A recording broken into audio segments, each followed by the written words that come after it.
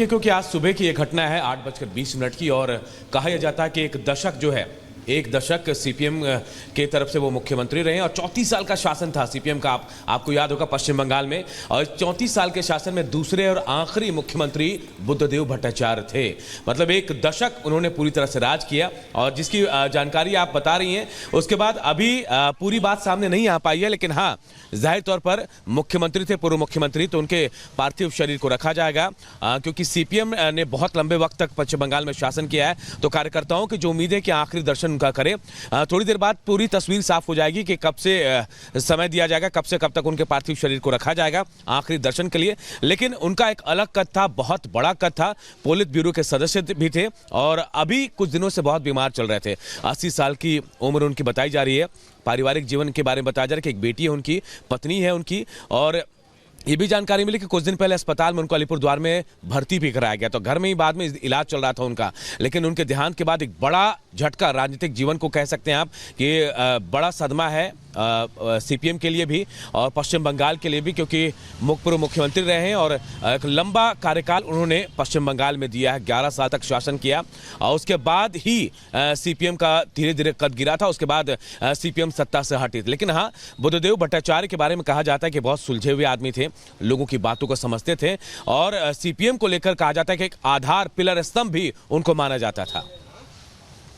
बिल्कुल अनूप, आप बता रहे हैं कि कितना उनका राजनीतिक करियर बहुत सशक्त रहा है। वहाँ पर मौजूद है जलपाईगुड़ी में, वहाँ पर जिस तरीके से उनका वर्चस्व रहा है, तो निश्चित तौर पर वहाँ के जो लोग हैं वो इस समय बहुत दुख में होंगे, गमगीन होंगे। अनूप। बिल्कुल, देखिए अभी बहुत ज़्यादा बातचीत तो हालांकि नहीं हो पाई, और सीपीएम क्योंकि बहुत समय से सत्ता से बाहर है, और ममता बनर्जी के साथ सरकार में इस वक्त ममता बनर्जी है, उनके टीएमसी है।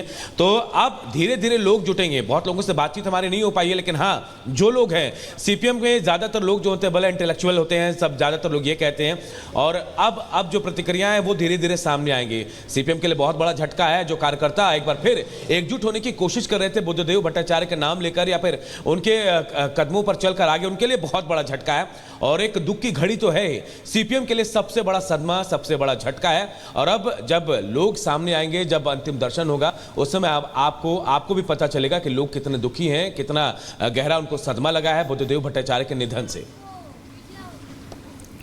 बिल्कुल, तो अनूप लगातार हमारे साथ बने हुए हैं। एक बार फिर अपने दर्शकों को बता दें कि बुद्धदेव भट्टाचार्य अब नहीं रहे। सुबह 8:20 पर उन्होंने अंतिम सांस ली है, और इस बीच अब उनके पार्थिव शरीर को अंतिम दर्शनों के लिए भी रखा जाएगा।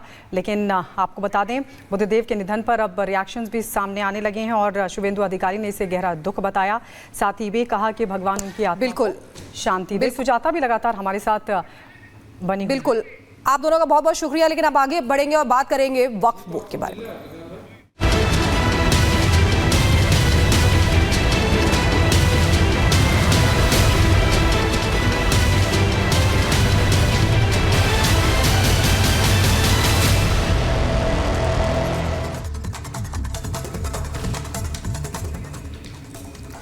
तो आपको बता दें कि आज लोकसभा में वक्फ संशोधन बिल मोदी सरकार पेश करेगी। 40 संशोधन के जरिए इस बिल में बड़े बदलाव भी देख सकते हैं। इससे पहले बिल को लेकर सियासत भी शुरू हो गई है।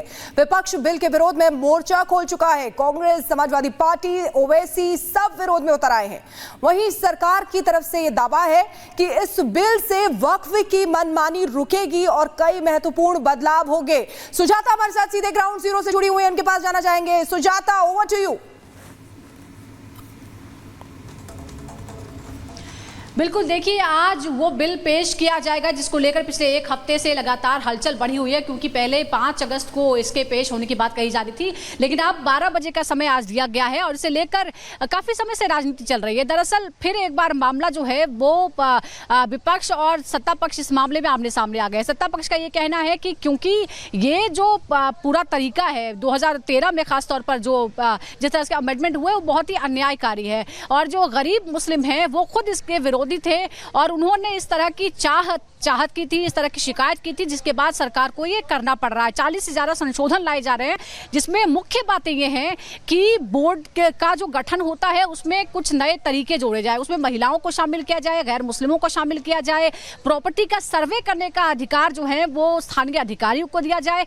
कोई डिस्प्यूट अगर होता है तो आप अदालत की शरण में जा सकते हैं। सबसे बड़ी बात यही है कि अगर वक्फ के पास इस तरह की असीमित शक्तियां हैं, वो जिसे चाहे अपनी संपत्ति घोषित कर देता है और फिर वो जो व्यक्ति है उसे ये साबित करना पड़ता है कि नहीं वो उसकी प्रॉपर्टी है। आप सोचिए कि जो गरीब मुसलमान है वो कहां से वो इस तरह की जंग लड़ेंगे और कैसे वो खुद को मुसलमान हैं, महिलाएं हैं, एक बड़ा तबका है मुसलमानों में ही जो ये चाहता है कि इसमें तब्दीलियां की जाएं, चेंजेस किए जाएं, क्योंकि इतना पावरफुल वक्फ बोर्ड तो मुस्लिम देशों का भी नहीं है, महिलाओं का प्रतिनिधित्व ही नहीं है। ये जो सारे चेंजेस जो आम लोग चाहते हैं, कहा जा रहा है कि वक्फ बोर्ड में जो ऊंची पोजीशन पर बैठे वो नहीं चाहते कि ये चेंजेस हो। सुजाता, बिल्कुल वो क्यों चाहेंगे, यही सवाल है, क्योंकि उनके पास असीमित शक्तियां हैं और जिसके पास भी असीमित शक्तियां आ जाती हैं वो कभी नहीं चाहता कि उसमें किसी तरह का कोई संशोधन हो, कोई उसकी ऑडिटिंग करे। और यही कोशिश हो रही है, क्योंकि इस तरह से असीमित शक्तियां किसी तरह से नेचुरल जस्टिस नहीं है। अगर किसी के साथ भी कोई अन्याय होता है तो उसके पास ये मौका होना चाहिए कि वो कहीं जा सकता है जहां से उसको कोई कानूनी मदद मिल पाए। यहाँ पर कानूनी मदद का जो प्रावधान है वही नहीं है, आप कहीं इसकी शिकायत नहीं कर सकते हैं। इसके अलावा वक्फ बोर्ड की जिस तरह से संरचना की गई है उसमें भी बदलाव करने की कोशिश की गई है, क्योंकि उसमें महिलाओं की भागीदारी सुनिश्चित करना होगा। उसके अलावा बिल्कुल सुजाता, और देखना होगा क्या होगा। आपके पास वापस लौटेंगे, आप बने रहिए हमारे साथ। आगे बढ़ते हैं। वक्फ संशोधन विधेयक पर संजय जायसवाल का बयान सामने आया है। अल्पसंख्यक मंत्रालय में कई शिकायतें आ रही थी, ये संजय जायसवाल कह रहे हैं। यूपीए सरकार जाते जाते ये कानून दे गई। आइए सुनते हैं। संजय जी, आज वक्फ बिल इंट्रोड्यूस हो रहा है, लेकिन विपक्ष ने अभी से ही इसके विरोध में जो एडजर्नमेंट मोशन है वो दे दिया है। आप लोग को क्यों जरूरत पड़ी कि इस बिल को लाना चाहिए? क्या अल्पसंख्यक मंत्रालय में लगातार शिकायतें आ रही थी कि उनके साथ नाइंसाफी होती है और वो कहीं भी नहीं जा सकते हैं। इस देश के प्रत्येक नागरिक को यह अधिकार है कि अगर उसे किसी संस्था अथवा सरकार से न्याय नहीं मिलता तो वह हाई कोर्ट अथवा सुप्रीम कोर्ट जा सकता है। यह एक विचित्र कानून जाते जाते यूपीए की सरकार ने कह दिया था कि अगर आपको कोई शिकायत है तो आप कोर्ट में नहीं जा सकते हैं, आपको पुनः वक्फ में जाना। मतलब मैं जो फैसले दे रहा हूं, मेरे खिलाफ अगर आपको अपील करनी है तो मेरे ही पास आना। इस तरह का कानून इस देश में इतने दिनों से चल रहा है, बहुत ही अफसोसजनक है। और मुझे ये समझ में नहीं आ रहा है कि जो कांग्रेस सच्चर कमेटी की बात करती थी, जिस कांग्रेस के जेपीसी के नेतृत्व के रहमान खान ने किया था, आज जेपीसी के रिकमेंडेशन लागू हो रहा है तो उसमें क्या तकलीफ है? संजय जायसवाल जी, आखिरी सवाल, कह रहे हैं जो अमेंडमेंट है उनमें से एक अमेंडमेंट ये भी है कि नॉन मुस्लिम भी रहेंगे इस वक्फ बोर्ड में अब, लेकिन सपा और कांग्रेस ये कह रही है कि माइनॉरिटी से भेदभाव कर रही है, कम्युनल कर रही है चुनाव से पहले भाजपा। पहले तो कांग्रेस को सबसे पहले ये बताना चाहिए कि कर्नाटक में हिंदुओं के मंदिर के कमेटी में मुसलमानों को रखने से उनको क्या दिक्कत है भाई? फिर अपने लिए तो नियम पालन करें, कर्नाटक में तो वो नहीं करते। दूसरी बात है, ये बिल इंट्रोडक्शन हो रहा है, यह कानून नहीं है, बिल इंट्रोडक्शन हो रहा है, सभी से चर्चा होगी, सभी के चर्चा होने के बाद जो अमेंडमेंट आएंगे सरकार वो भी हो जाएगा, इसी सेशन में पास हो जाएगा, स्टैंडिंग कमेटी में जाने की संभावना है। आज वह बिल इंट्रोड्यूस हो रहा है, माननीय मंत्री श्री किरण रिजिजू जी क्या फैसला लेते हैं और सबों की बात सुन के जो भी निर्णय वह करेंगे, जो निर्णय सरकार करेगी हम सब उसके साथ। सरकार उसको रिव्यू भी कर सकती है। अभी हम लोग इसको समझ रहे हैं, पार्टी की लाइन जो होगी वो हम लोग रख लेंगे। देखिए, कानून में यदि कोई खामियां हैं तो उसको दूर किया जा सकता है, लेकिन कानून में कोई इस तरीके का बदलाव नहीं किया जाना चाहिए जो किसी वर्ग विशेष, किसी व्यक्ति को ऐसा लगे कि मेरे साथ जो है दुर्भावना से ग्रसित होकर के काम हो रहा है।